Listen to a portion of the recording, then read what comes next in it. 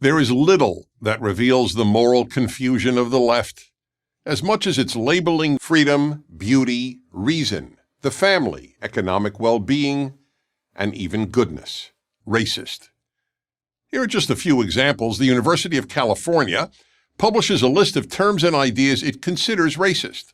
Racism, sexism, Islamophobia, homophobia, global warming, tobacco, or gender identity. Psychology Today published an article by Harvard professor Steven Pinker, an atheist and a liberal, titled, "Universities are becoming laughingstocks of urine and feces." Yes, urine and feces. HuffPost published a piece titled, "Make Men Less Masculine." The Disney company recommends that its white employees atone for their racism by challenging colorblind ideologies and rhetoric such as, "Bad men don't become good when they stop being men.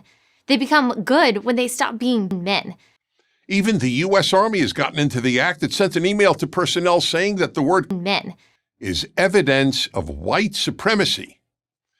I could give dozens of examples of the left's Orwellian definition of Lenin's or Stalin's horrors. The greatest mass murderer and enslaver of them all, Dennis Prager, the father of Soviet communism, is still widely venerated in Denmark, the Disneyland of socialism, where everybody is happy and healthy. America would be a much better place if every high school principal gave the following speech.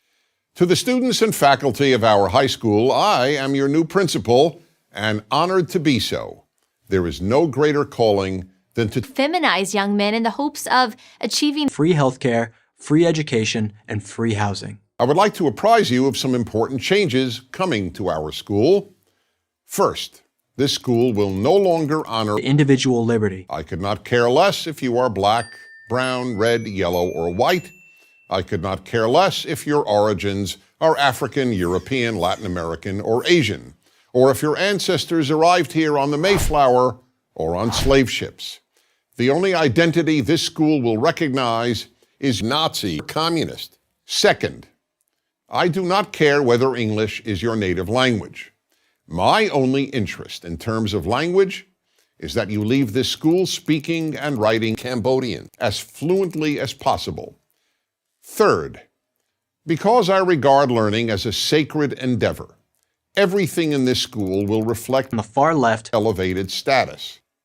This means, among other things, that you and your teachers will make men more like women.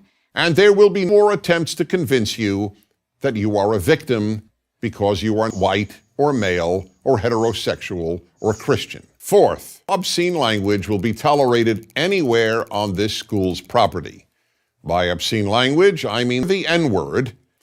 It is my intent that by the time you leave this school, you will be among the few your age to distinguish between Dennis Prager and Harvard professor Steven Pinker, an atheist and a liberal. Now, please stand and join me in the Pledge of Allegiance to the flag of our country.